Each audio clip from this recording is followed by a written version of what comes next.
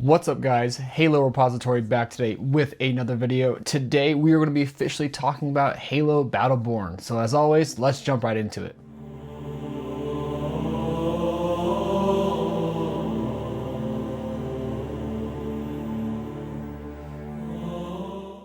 So Halo Battleborn was released January 1st of 2019. It is the first of the YA books. And what I mean by that is you're going to see throughout this review that the books obviously lean heavily towards a younger audience, and that's completely fine. And I do think it shows to be a little weird compared to the other Halo books that we've read so far, and many of the books that obviously come after it. I think the closest other book we get to another YA that isn't part of this series of the two books that were released is Legacy of Onyx, and we'll get more into that in the future. But overall, it's weird, but I think it works. Now, like I said, this released in 2019, the same year that we got the Halo Infinite Discover Hope trailer. So we're kind of still in this Halo 5, Halo Infinite limbo where things are just kind of weird and we don't really know what's the future of Halo is. Kind of like we're in now. The book was written by Cassandra Rose Clark, who this is her first time writing a Halo book, but it's not her first time writing a YA book, and you can definitely see where her expertise in that genre really shines throughout this entire book, like I said. And I think she does actually relatively well with the Halo lore. I think one thing about this book is it plays it very safe. It doesn't really stretch out to any of the other parts of the deeper lore. It doesn't have anything that's like super psychotic or revealing for the entire franchise, as as lore heavy as it goes. But with that said, I do think she does a phenomenal job of creating a book that is both good for obviously teens, but also a new generation of Halo fans as well as veteran Halo fans. So I mean, if you're still kind of on the fence of reading this book because it is a YA book, honestly, I recommend it. Again, you're not going into this with anything crazy. It's not going to be the type of level of deep lore or like traumatic stresses and all that kind of more gritty stuff that you get from the other books, but it's still a good read and it still has a really good lore. Now, fun fact, this book actually came out the same year as its successor. So we got this one in January, and its successor, which is known as Halo Meridian Divide, also came out in 2019. So doing a little bit more research on HaloPedia and found that there was supposed to be a third book, but it was ultimately canceled. I actually don't know why. My assumption would be is that these books didn't do as well. These are kind of fun fact during the whole gallery book publisher era. These books are actually published by Scholastic. I know this one does say gallery books, but if you look at the original version from 2019, it says Scholastic on it. So my assumption would be is these books didn't do that well with young adults as both 343, Microsoft, and Scholastic had hoped they would do. But that kind of hurts. I kind of wish they still would have gotten that third book. I think it would have really just been a good little trilogy. But we'll get more into that in the second video for Halo Meridian Divide. Okay, so let's obviously talk about the cover. I love this cover. I think it's such a cool, unique cover. I think it really captures the attention of what this book is about.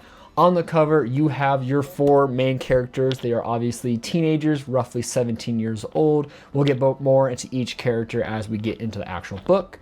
We also have in the background, or the foreground, or wherever he's at, our young Spartan known as Owen.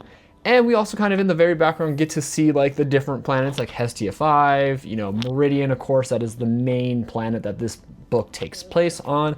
And if you were to look closer at the very bottom, you would see like the city in which this book takes place in, with the Covenant attacking. Overall, this is a phenomenal cover, and I think it really does well to capture the attention of like a young person. If I was still like a 13, 14-year-old kid and I went into a bookstore as a Halo fan and I saw this, immediately would be like begging my parents to buy it. Well, maybe not 13, 14. I think at that point I was able to start buying my own things. But maybe if I was still a middle schooler like I was with Halo: The Fall of Reach, definitely would have been begging my mom to buy this book. But the cover even like on the back is nice. Like it's just this weird purplish reddish hue. I think is just so mesmerizing that I love it. I've always enjoyed this cover, especially when it came out in 2019. That does kind of bring me to my gripe with it when it comes to the re-release that we got in 2023. So kind of with a lot of older Halo books, these books kind of get re-released and get like newer lore, edits, just fixing things that were inconsistent or just at the time weren't caught. But I do think one where that they really messed up is, one, they switched the publisher. So no longer is Gallery Books in charge of these YA books. In fact, they are now, part of the Gallery Book release. Now, when looking at the cover, you might be able to spot a little bit of differences. They kind of uniformed it. And what I mean by that is they made it seem like a very normal Halo book, and it just has that same, like Halo badge up there. They dropped the full cover, like taking up the book, and they went from this like more shiny and glossy finish to a more matte finish that a lot of Halo books have. Honestly, I do think that this re-release really damaged what this cover offered. I think this cover was perfect. It was beautiful, like I said. The gloss just really helps like those stars and planets in the background really pop, making a very pleasing look to it. Whereas this version just is matte and doesn't have it. The back is also very boring. It's very uniform, a lot less color. You just kind of get like a more darkened version of the cover in the back. And it's just overall just not as pleasing. Another fun fact that I saw when reading this is on the very back of this book, it says the first ever original YA fiction series based on the mega hit Halo video games. Whereas on the re-release, that's gone. It just gives you the description of the book. And so I do really think that just tells us that this book did not do as well with the YA genre as they had hoped, which is why they both canceled the third one and then re-released this and Meridian Divide with a more plain and just basic Halo cover, which is also weird because they've been doing really good with the latest covers, such as, Epitaph, Edge of Dawn, Rubicon Protocol. All those kind of have like that full cover, very beautiful artwork. This one just got, it's okay. Now, the cover illustrations and, cover design was done by Antonio Javier Caparo as well as Betsy Peterschmidt. Similar to Cassandra Rose Clark, Caparo's only real, contribution to the Halo books or anything Halo related is this and Meridian Divide's cover. Again, I think that this cover is well designed. I just wish that it had retained that with the re-release.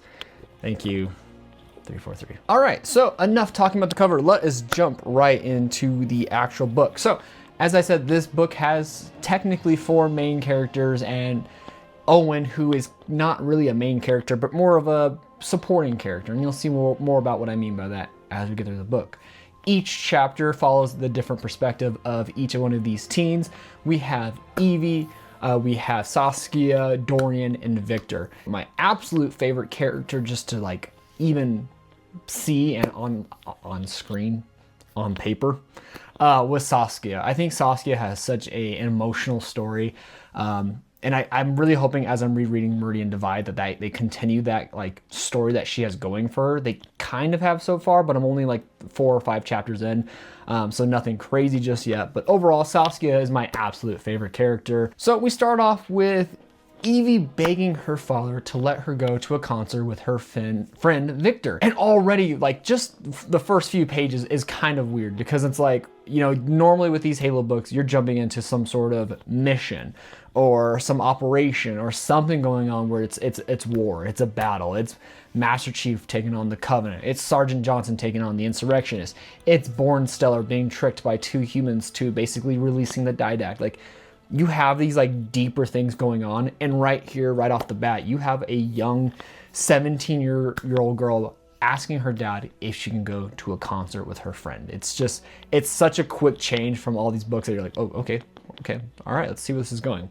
Her father is a professor at the University of Meridian, and he's very professor-like. He doesn't think that his daughter should be out messing around and just doing all this not like normal teenager stuff.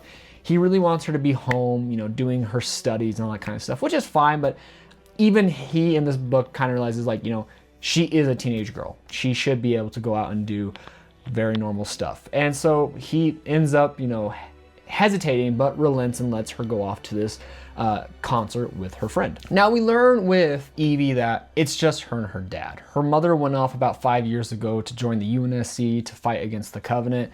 So for the longest time, it's just been, Evie and her father, this really tight-knit relationship, but at the same time, again, like he's just got to learn to let his little girl go off and just be a teenager. Now, as Evie is heading out to this party, she's picked up by her friend Victor, who we kind of see as like a cinematographer. He loves to find the best shot for a film or a video or a photo. Like, he's very artistic when it comes to photography, cinematography. Already he's out filming a rare cat, and it's just kind of one of those moments where he's like trying to find the right angle, and Evie's like, oh, wow, you're so good, blah, blah, blah. Anyways, as they're heading off to this concert, we discover that it's inside of basically like a Meridian bunker in the town of Brume-sur-Mer.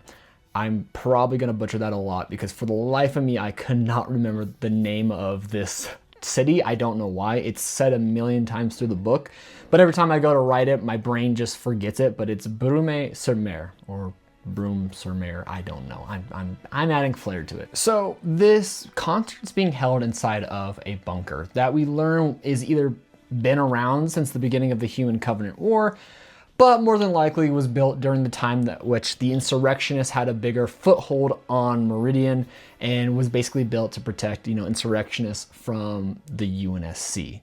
We kind of get that flip-flop of no one really knows because it's they're teenagers. They don't really care about the history that much. They just know that it's in a bunker. Arriving at this bunker, immediately Victor goes off to find Dorian, one of the one of the kids who goes to the same school as them and is part of one of the groups that is performing at this concert. Victor pretty much just promised Dorian that he would record the band for them, get the best shot possible. And so while this is happening, Evie's walking around this bunker, just trying to find a place to get comfortable and watch the concert. She kind of sees one of, another student that she knows from school, not someone she's really, close with, a girl by the name of Saskia, who she knows is a bit of a loner, kind of an outcast because her parents are UNSC, but not in the normal sense, and we'll get more into that a little bit later. During the show, as they're all listening to the music, the power kind of goes out. And, there's a brief panic, but ultimately the town AI comes up and says, hey, don't worry, this issue has been noted and should be fixed momentarily, in which case it does. The lights come back on. One thing to know about this bunker is it also has a kind of a weird, I don't want to say irrigation problem, but water flows through there every now and then. It could get high, but it's very unlikely. One thing to really note about this book is we discovered that this is the rainy season of Meridian. And so throughout this book, there is a lot of rain. Good God, where I live, I wish I could have this much rain, please. We then swap over to Dorian, the next character in our book, where the next morning after the concert, he's woken up by his uncle Max, who says that they need to go out and, basically his uncle is kind of a maintenance guy. He works on different parts of Brume-sur-Mer's, specifically things like, power outages, figuring out why that happened.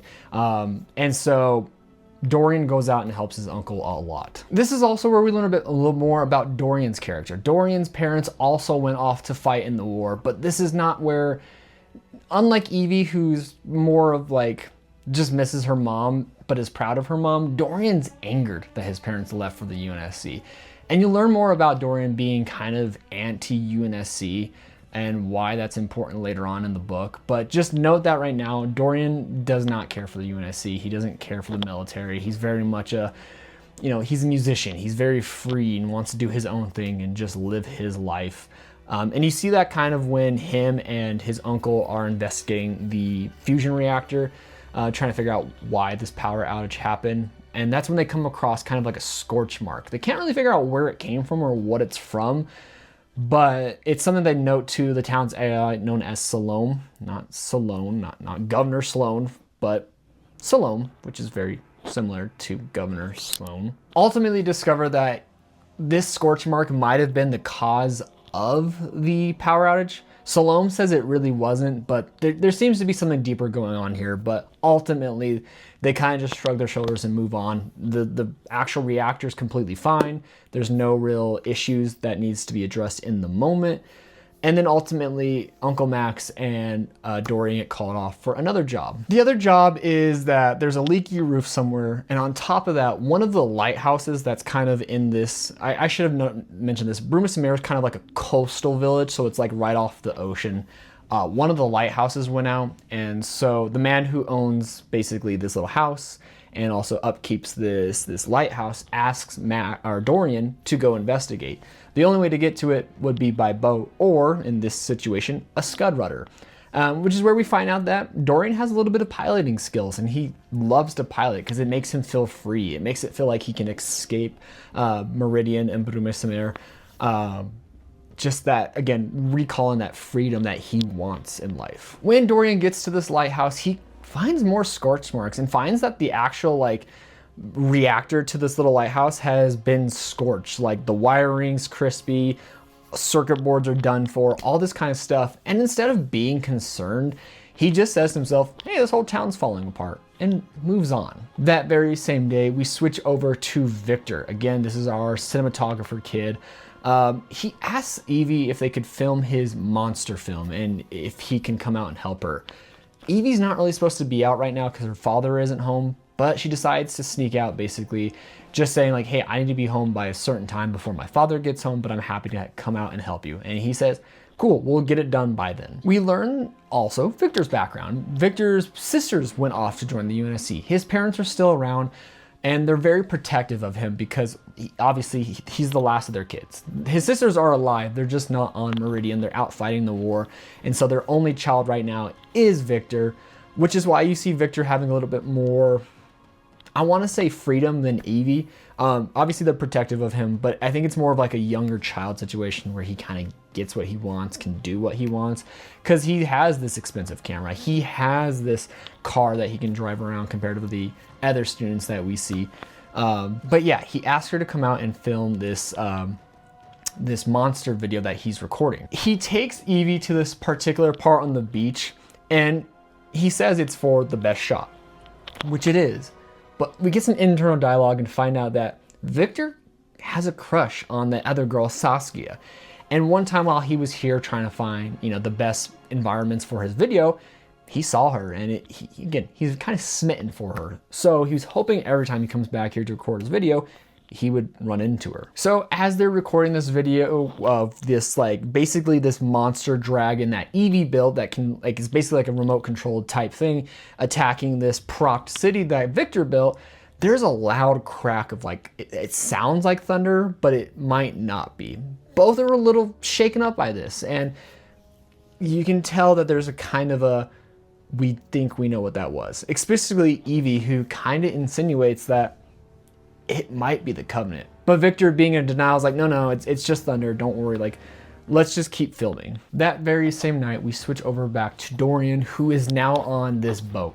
Him and his band members were asked by a pretty big person to come and, you know, perform on this yacht type of a boat. And they're excited. This is a really big chance for them to really get their name out there and probably grow and go further.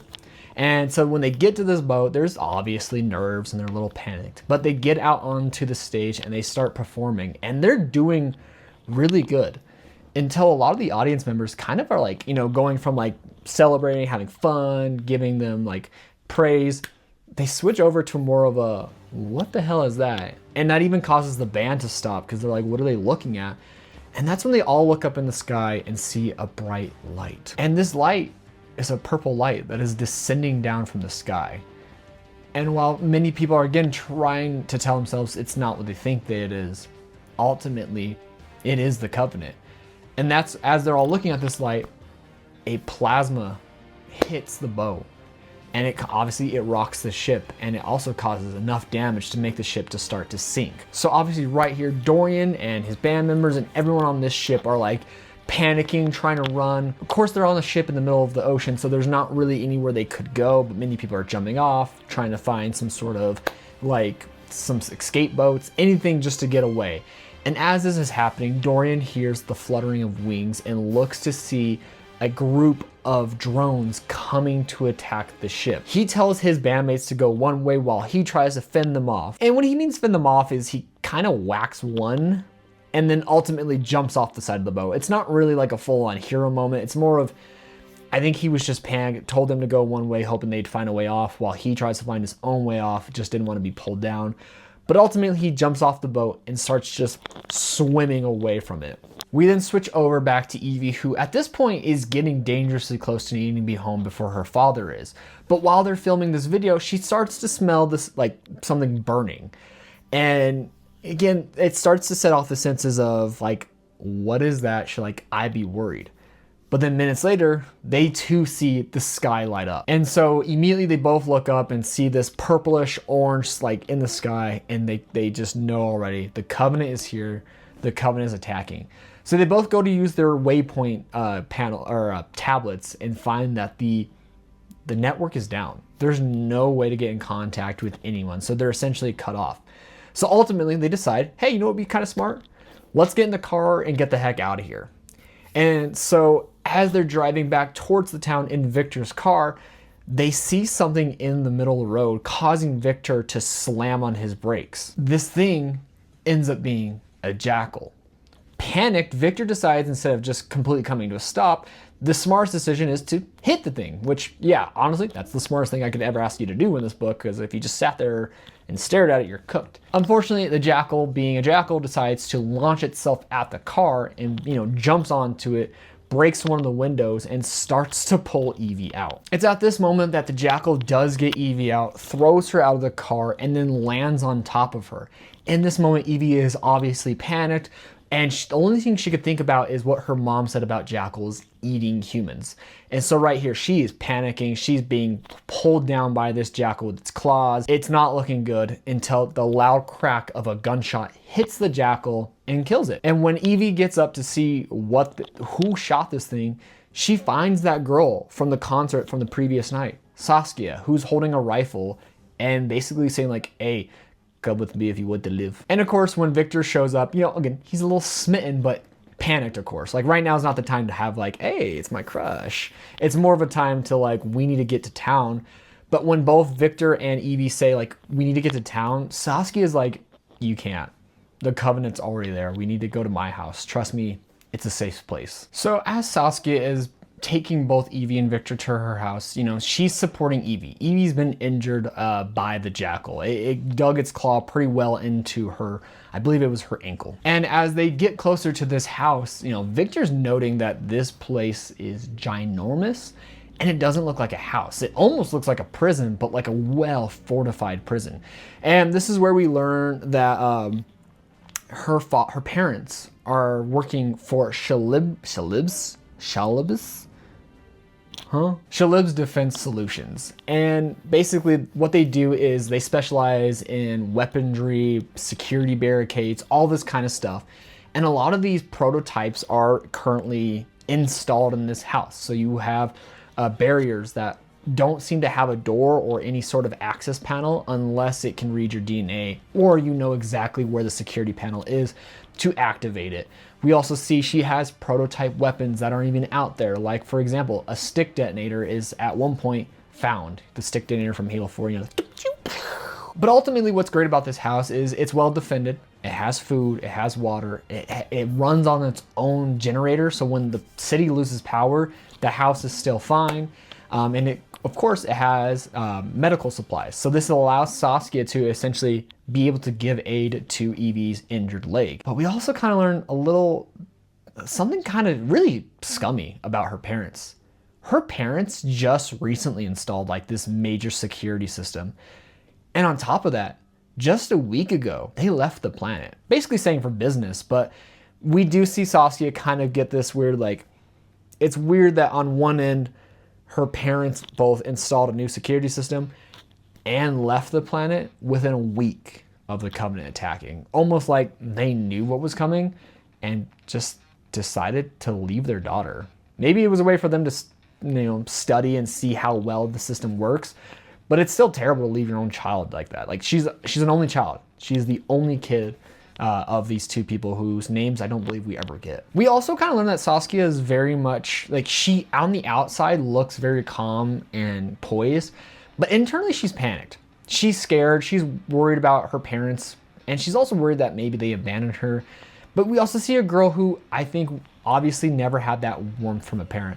And so a lot of the time when she's seeing the panic from Evie and the determination to remain calm from Victor, ultimately she just wants to hug them both because she perceives that as a very, comforting type of gesture that she's obviously never gotten from anyone else. Again, Evie and Victor want to go into town. Saskia says it's not a good idea, at least right now since it's nighttime. They're welcome to sleep there for the night, and in the morning, they'll each go off into the town. We then cut back to Dorian, who wakes up on a beach. Turns out he had swam the entire night, found his way to one of the beaches, and passed out. Getting up, he's kind of in this oceanfront little village area, kind of like a resort-esque area. So he's looking around, trying to find people, trying to figure something out. And he decides he wants to go back into town until he looks up and sees a Covenant cruiser type ship hovering over the main city of Brume. And then he starts to hear the chatter of alien voices and ultimately comes to the conclusion that going into town is not the smartest thing. It's best to try and find a UNSC outpost. He knows that there's one somewhere nearby, he just doesn't remember exactly. So he decides to go off into the woods and hopefully run into it. Instead, he comes across Saskia's house. Again, Saskia, being just this very generous and sweet person, lets him into the house where she allows him to dry, eat some food, rest, and they start talking about what to do.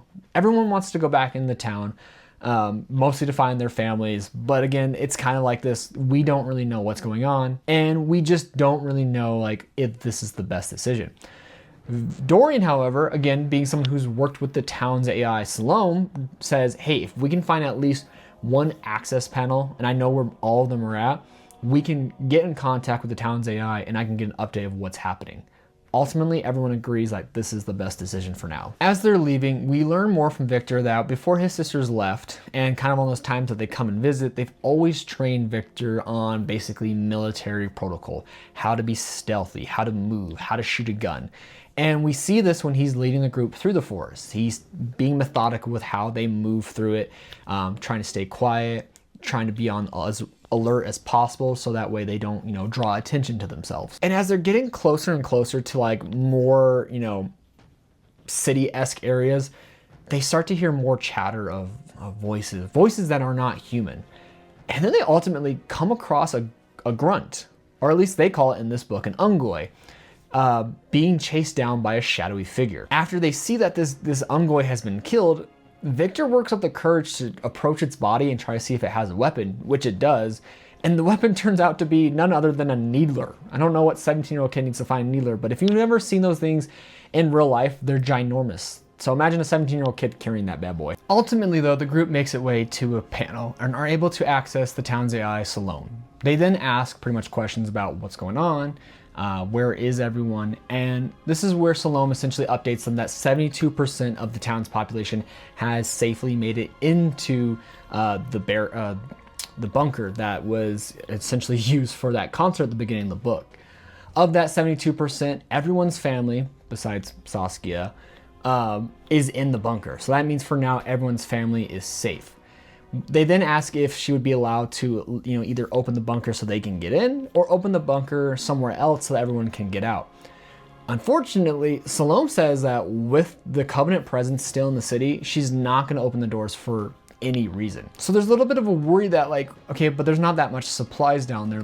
People are going to start, needing food and water, so we need to do something about this. So ultimately, they devise a plan to find one of the more hidden passages down to the bunkers and reprogram Salome to get in and warn the people of what's going on. So again, the plan is to have basically Dorian and Evie stay there and try and hack into Salome and reprogram her to allow one of the doors to be open, while both Saskia and Victor go into town, or at least to one of these hidden passageways so they can get in and inform everyone of what's going on. This is also where we see Evie has really good hacking skills. Her father has trained her well in terms of, programs. She's the best programmer in the school, so she's able to very easily get into Salome's system and try and reprogram her. Problem is that Salome is a dumb AI and has been reprogrammed millions of times by various different engineers, so her entire matrix is a complete mess.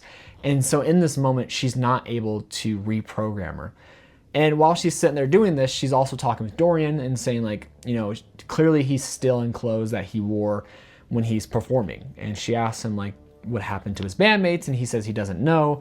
He didn't want to ask Salome if they were in the bunker because he was too scared to figure out what happened to them. On the flip side, Saskia and Victor are sneaking through the city trying to find this bunker entrance. We learned that from Saskia that she's very reluctant to be in the city. She doesn't want to be here, not because she doesn't care about these people, but she's just scared. And it's also hard because she herself doesn't have any sort of people of importance in this bunker like the rest of them do, so she doesn't have that sense of urgency they do. While they're sneaking around, they are very unfortunate to come across a hunter. And so obviously this hunter, and it's just one, typically they know that, as they call them, the Michelet Golo, travel in pairs. But there's only one right now. Obviously, being teenagers, there's nothing they can do, so they start running away from it. They make their way over to an assembly line, and as they're like trying to survive, something comes in and helps them. And this something happens to be a Spartan, clad in Mjolnir armor, there to help them. He essentially tells them to get out of there while he fends off the hunter. We do see while he's fighting, he does get bashed by the hunter's shield, but ultimately gets back up, keeps fighting, and is able to successfully take the hunter down. The Spartan comes up and pretty much questions like what they're doing, why they're out here. They tell them why they're out there. He's like, it's foolish to be out here. Like, you just need to hide until the Covenant leaves. Do you have somewhere safe to go? And ultimately they're like, yes, my house, aka Saskia's house, is kind of like a safe place. And so he says, okay, I will get you guys there. And so when they regroup with Evie and Dorian goes very defensive when it comes to the Spartan. He kind of grew up with that insurrectionist, like, family perspective on the UNSC and the Spartans. The Spartans are obviously the insurrectionist's boogeyman, the killer of all insurrectionists. So he's very defensive, very reluctant to be anywhere near this. But ultimately he decides, like, this is not the time to really be like that. They need to survive. And as they're making their way back to Saskia's house, Saskia recognizes that this Spartan looks like he's limping, and ultimately determines that he's been injured. And so when they get back to the house, she stays outside with him while the others go in and offers to give him aid. Ultimately, he at first doesn't think she would have anything that can help him, but she does say she has UNSC grade like medical equipment and more than likely would be able to give him care. And this is kind of a weird part where he says, not this in particular, but he does say, like, okay, let's do it out here though. It's bad for morale to see a Spartan injured, which I agree. But he does have it to where he's able to essentially like remove pieces of his armor and, you know, show the exposed part of him that is injured, and she's able to give like that medical aid. I just think that's weird because it's like Mjolnir armor is supposed to be very difficult to get off. So unless like that whole piece was already missing, I found that part to be just a little bit weird with how like easily accessible the injury was. It's also here that like he removes his helmet while she's doing this. And she is taken aback because she's looking at this guy and she goes, how old are you? He doesn't ultimately say, but I'll reveal it right now. Owen is a Spartan 3, we learn. 3rd generation Spartan. And that means that he came after the Spartan 2s, who were all born in roughly 2511. Spartan 3s, however, for the most part, weren't born until at least the 2530s. While this book doesn't tell you exactly when it takes place, using the process of elimination and just figuring out when Meridian was attacked, it takes place around 17 to 18 years after his birth. Meaning, Owen's only like 18 years old. These kids, for example, Owen was born April 12th, 2530. One of the characters, Evie, also born 2530. That means Owen's the same exact age as these kids. But it's hard to remember that sometimes because he's a Spartan. He's larger, he's bigger, he knows what he's doing.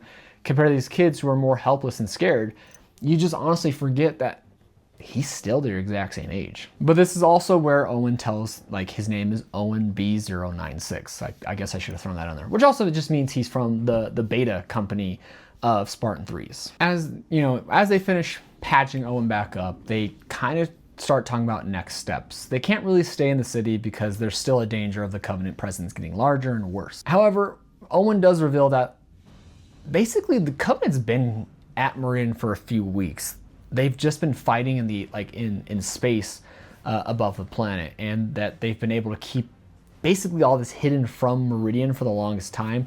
Meridian knows, like the main militia knows that the Covenant's here, but overall, like the public of this planet have zero clue what's going on in space. They think everything else is normal. And this is pretty much also why we find out that, yeah, more than likely Saskia's parents already knew all about this, and that's why they bounced. And again, that just means they left their only child. Overall though, Owens believes that the best decision is to get these kids out of town and over to the next town over of Port Moine, which has more UNSC presence, and the kids will be safe there. None of the kids want to go because they are fearful of leaving their families, of what could happen while they're gone.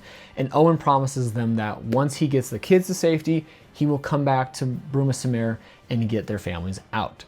So ultimately, not being able to overpower or outrank a Spartan, they all reluctantly agree and follow him out of town. But as they're making their way towards the edge of town, they come across a canopy barrier, which just means that they're currently inside of a giant dome that no one can get in and no one can get out. Back at the house, again, now they're trying to really figure out what's going on. And that's where Owen reveals that people have been fighting the Covenant for weeks in space.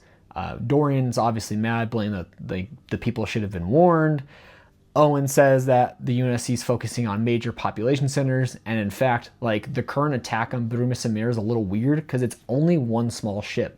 And we do find out that the ship hovering over the city is a Covenant or a Corvette class, so it relatively, compared to most Covenant ships, it is a small ship, and it's such a small force there. But they're obviously here for a reason. Owen reveals that his Spartan team and him were all basically separated upon trying to enter the planet. And that's why he's currently here by himself with no backup or any ability to get in contact with anyone else. This is also kind of where Evie's well, our only option right now is to fight back because we need to do something. We can't just sit here and wait for a miracle to happen. And everyone, again, very hesitant about this, agrees with her. Ultimately, Owen says the best thing he can do is train them to survive, to become reconnaissance, try and figure out what the Covenant's looking for, and also to try and essentially keep them from succeeding in whatever it is they're doing, whatever they're trying to find. So one thing, I'm going to take a brief pause. One thing that's kind of weird about this book is a lot of times the kids are calling most of the species by their actual species names. Ungoy, Sanghili, Mikalagolo, Kigyar, which I do a lot of in these books, but that's mostly because I've just gotten used to it. But if you're a kid and you're reading these books, and let's say you have played the games. Let's say you played Halo 1, Halo 2, Halo 3, 4, Infinite, whatever. You're probably only going to know them by their nicknames. Jackal, Elite, Hunter, Grunt. These kids learn the names of the species in school. But even Owen right now utilizes their nicknames, Grunts, Elites, and that kind of stuff. I think it's cool that they're trying to focus more on the actual names of the species, but I think it can be very confusing for young adults who are trying to get into Halo, especially if the first time they see a Grunt and they're oh look, it's an Ungoy, and everyone in the room who may not know what an Ungoy are what? That's a Grunt. I just think it's kind of a little weird thing, not a major issue, but something that maybe they should just stuck with the nicknames in this department. So then that night, Owen takes the kids out to basically test them and train them. And what this test is they have to be able to sneak up on Owen without him seeing them. And this is where we get a little bit more background to why Dorian doesn't like Owen. And again, it has to do with the fact that his family does come from a line of insurrectionists who, basically warned him about the boogeyman, the Spartans. But this is also funny because remember, Dorian's parents joined the UNSC and they were the ones that had warned him about it. So it's kind of they're the ones that created this hatred for the UNSC, but at the same time joined it, which, it makes sense when you're fighting a species trying to obliterate all humanity. You should put past your differences, but I think it's funny that in this moment, Dorian's the insurrectionist type character who's very much against them. Ultimately, everyone passes the test after a long night of trying. And that's when Owen decides to take them all into the city to basically test out their skills. Not really test it, but to put them to work. And while they're there, they see a locust. Now, if you don't remember, a locust is this weird crab-like character that has a laser beam type weapon at its front that can shoot down. They see it making its way through the city. On the flip side, Victor and Saskia, who are doing their own reconnaissance, notice a weird clearing in a forest that shouldn't be there. So they make their way deeper into the forest and get into this clearing and find a hangar bay that typically no one has talked about or known about. And so they get close and see that like this hangar bay has been abandoned for quite some time. Inside this hangar bay, Victor recognizes one of the insignias that are found on a ship that's basically parked inside this hangar bay.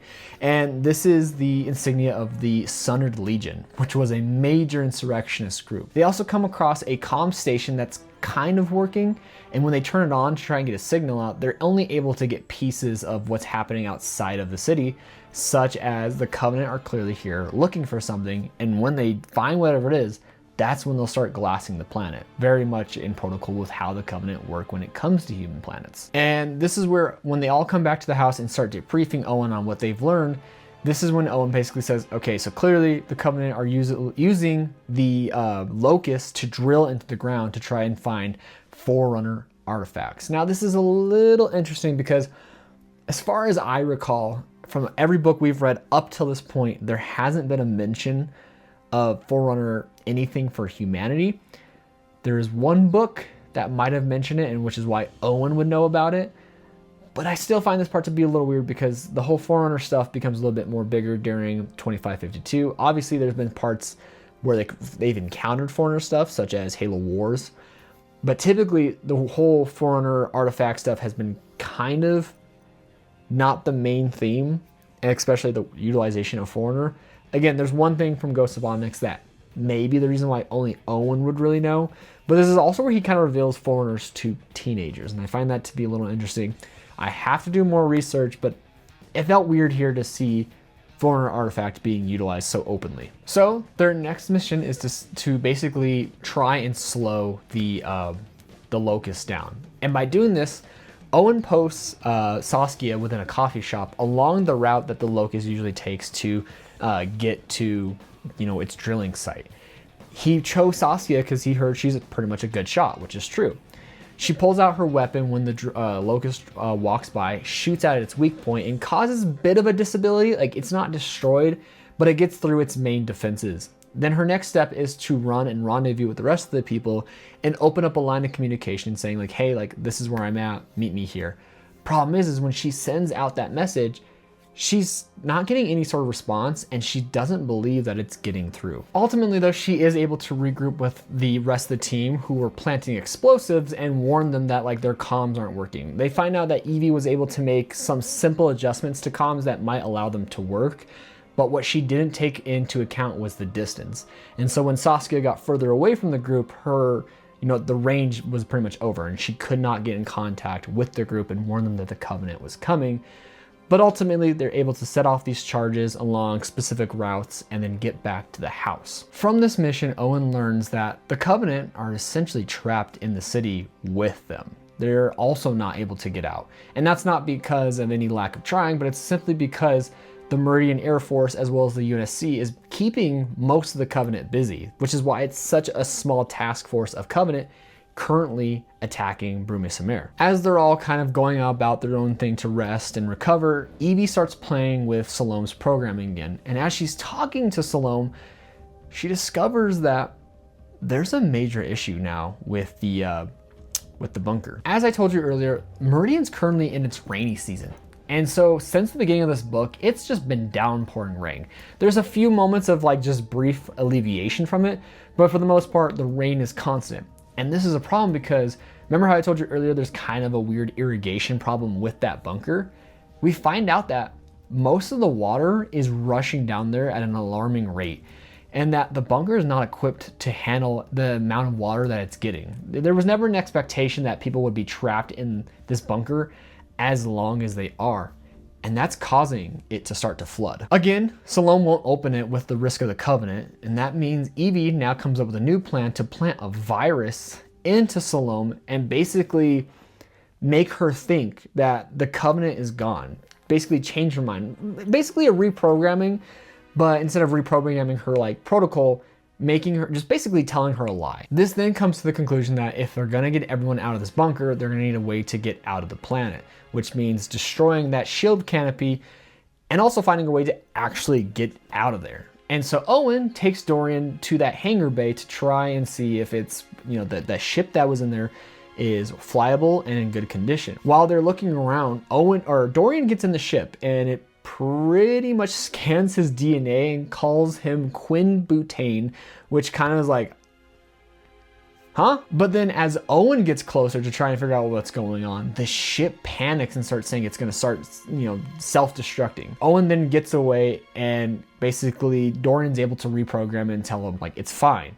And this is where we learn that, this ship is definitely insurrectionist, and whoever this Quentin Butane was, it was obviously an ancestor or at least related to Dorian in some way, which is why the ship recognizes DNA and why the ship despised Owen as a Spartan. Owen discovers that this ship is in fact a prowler, which means it has stealth capabilities.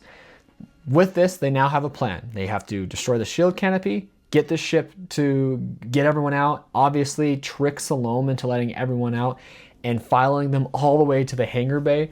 But ultimately, the teens are nervous to do any of this, but it's the only, possibility that they have of saving their friends and family. Back at the house, after Owen had ordered both Saskia and Dorian to do some light reconnaissance of the drill site, all the different entranceways, and the shield canopy with the prowler ship, which we discover does work and its stealth capabilities are in mint condition. Saskia is having an internal strife. We find out that she has a secret weapons cache in the house, but she didn't tell anyone about it because she, one, didn't know if she could trust any of the other kids. Two, the weapons aren't exactly legal.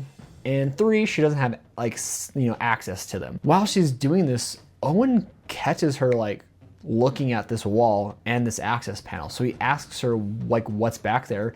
And she kind of goes into this scared schoolgirl look where she's kind of mumbling her words and just very panicked. But Owen's not mad at her. And he says don't be worried. You're gonna have to speak up to them, but if you guys are working together and this is just something they're gonna have to get over. He also then reveals to her that he himself was orphaned on Jericho 7. The Covenant glassed the main city where he was living and his parents died, which is obviously what led him to being an orphan and to ultimately being conscripted into the Spartan 3 program, which we'll get more about into in Ghost of Onyx. He does say he understands her predicament. He's not saying he's mad at her, but he is saying that he's done a lot for them, but he's he needs her to fully trust them. And that means they're gonna have to fully trust her. And so in the next scene, they go into the room. Saskia reveals everything. Dorian's not mad, so to speak, but Victor is. Dorian's more surprised, I guess. Victor is definitely mad, while Evie's not. Evie feels like she understands what's happening with Saskia. She actually justifies her means, but you can still tell that Victor's really mad and he kind of goes off on Saskia. But Evie right here goes, he's just mad because of his crush for you, blah, blah, blah. And this is when Victor's what are you doing? And so after they leave the room, both Saskia and Evie's able to reprogram the door to encompass Saskia's DNA. It already encompasses her mom and dad's DNA, but not hers. So she basically expanded the parameters of what it would accept to include Saskia. Inside, they find a large amount of prototype weapons. And this is also where we learn that oftentimes her parents would bring clients down there and test these types of weapons. And one of these weapons, of course, is the sticky detonator. Owen then forces both Saskia and Victor to take the weapons out and test them. And this is also where, as they're talking, Victor apologizes. And, Evie's kind of more just nods at it, but thanks him in the moment. And they resolve their issues. And in the next evening, they're sleeping through the day. So the next evening, as everyone's kind of getting stressed about their incoming mission, everyone's up early, Evie's able to successfully create the virus that they will need to, trick Salome into opening the doors. With that, they all suit up and begin to set out on their final mission. So ultimately, everyone agrees that Saskia's role for this will be to be the one waiting outside the bunker for when the door opens, where she will get in and get everyone out. Evie's going to be the one to go off to the nearest access panel and upload the virus, while Victor and Dorian go with Owen to go basically destroy the shield canopy. On her way, Evie comes across a grunt where she panic shoots it, but is ultimately able to escape and get to this access panel. upload the virus, and it works.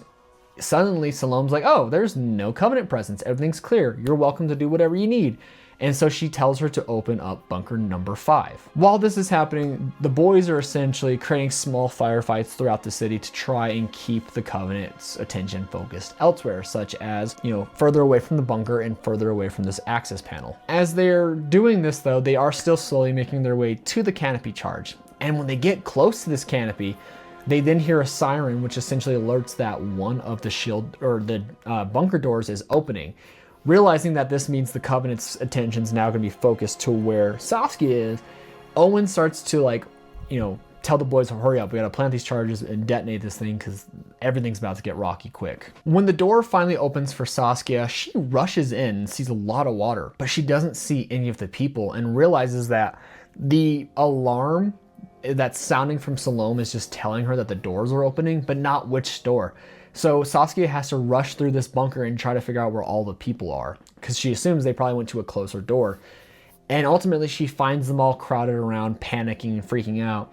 She's able to get onto a comms station, kind of like an announcer for the bunker, and tell them what's going on. Here's a plan. You need to follow me so we can get out. Ultimately, everyone, kind of agrees. I mean, what else are they going to do? Fight this little girl? Tell her no?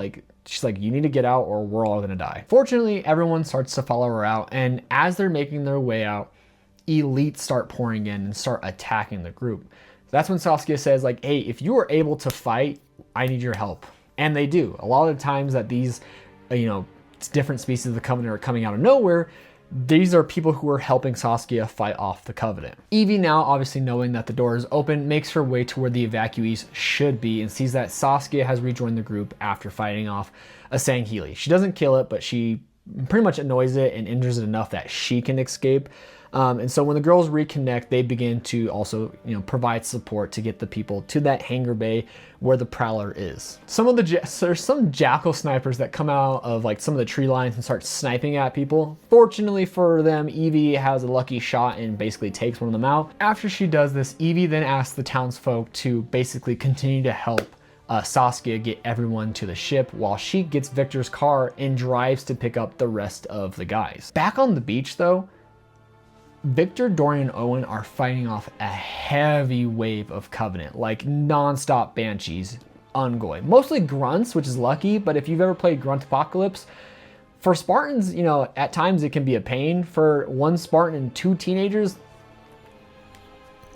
nah, dog. While this is happening though, they're able to successfully destroy the canopy. But also while this happens, Owen takes a well-placed plasma grenade to his chest and it injures him severely. It compromises his armor, and for the most part, he's out for the count. Not unconscious, but unable to move, unable to do much. And so the boys start trying to defend as best they could. And as, it kind of almost feels like all hope is lost, here comes Evie with the car and pulls up and tells everyone to get in. I don't get how this car wasn't destroyed. But ultimately, they're forcing Owen to use whatever strength he can to get up and get in this car, because obviously there's no way all 3 of these kids would be able to pick him up and put him in. But he's able to muster some strength and get in. And this is also such a perfect moment because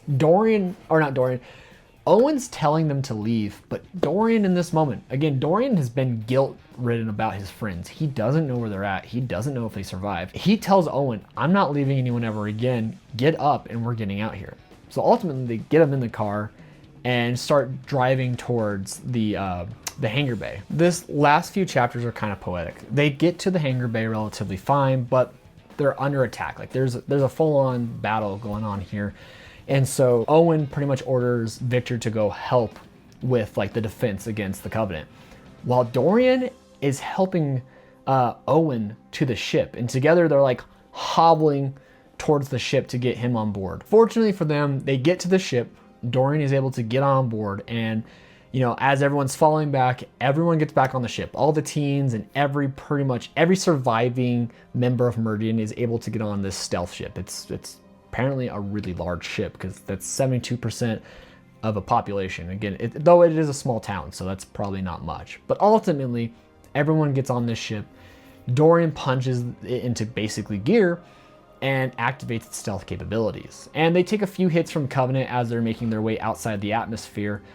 But ultimately, they get away and get closer to a UNSC ship where Owen gives him, a security code to allow them to pass, and they escape. In the final chapter, the ship docked with the UNSC Sparrow. As everyone's filing off the ship, everyone obviously hugs Saskia because she was the one that got everyone to the ship. But at that moment, though, Victor finds his parents. Dorian finds his uncle and nephew Remy.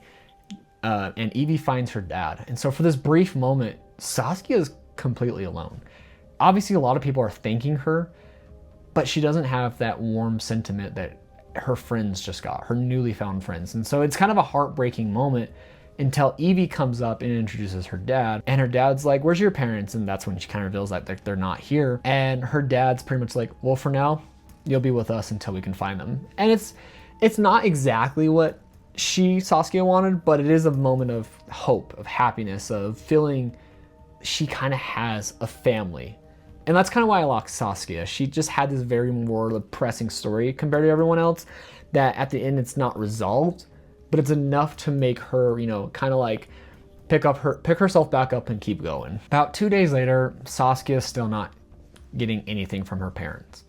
And on top of that, names and numbers are being poured on about those who didn't survive. And we do find out that, unfortunately for Dorian, none of his bandmates survived the attack on the boat. While this is happening, Owen, who's now just in normal uniform, not in Mjolnir, shows up and tells the teens that an Oni officer wants to meet with them. In this meeting room, the teens plus Owen meet with Daniela, an Oni agent from the Xeno Exploitation Materials Group. That is a mouthful. Daniela tells them that all of them are receiving the UNSC Medal of Honor, one of the highest honors in the military. But that's not why she wanted to meet with them. After reviewing Owen's suit footage, she is debriefed on the Covenant's search for an artifact and wants to train the teens up, who by the time all this training will be over, will be 18 and will be legally able to join the military. Because, why would Oni or any UNSC faction ever try and conscript kids beneath the age of 18? That would be crazy.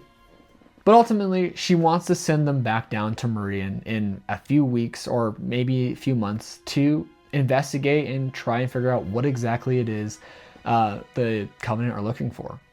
Ultimately, the teens, having built this bond together, feel like they can do it and agree. For Saskia, it's more of wanting to matter and to be of service. Because remember at the very beginning that she had no connection to Meridian. She had no connection to the people of Berume Samer. She went to school with them, but she was an outcast. She was a loner. And that became an issue for a lot of them in the story, because half the time she wanted to stay inside and just stay safe, whereas they were like, it's because you have no one here.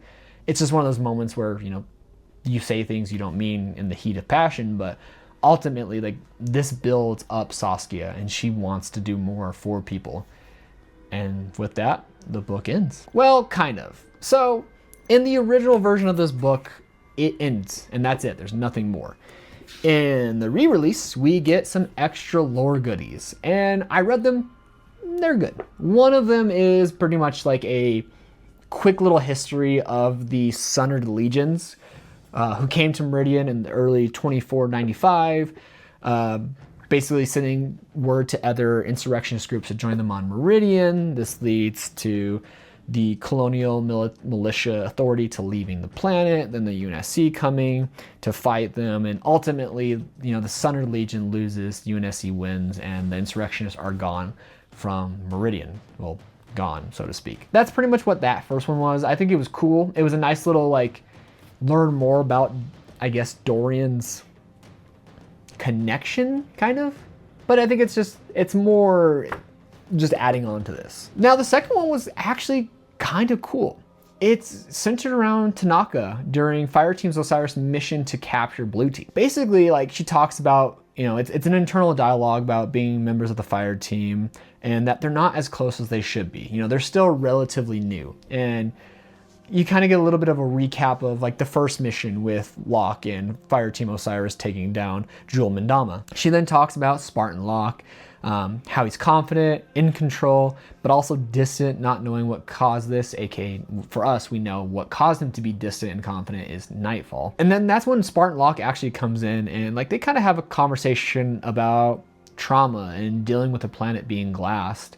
and how to handle that. And they both come to the conclusion that like that trauma is what led them both to join the UNSC, or ONI in Locke's case, just to help people. Ultimately, Tanaka sees what Locke's doing in this situation. He's trying to build a family in the fire team. He recognizes that, you know, for the time being, this is his team. This is his group, and therefore they need to get to know each other and build with one another. And also that comes to the fact that he agrees with what Locke said.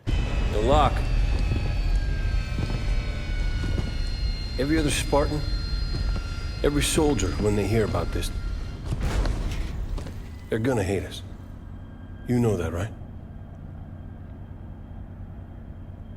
You're not the only one here because of him.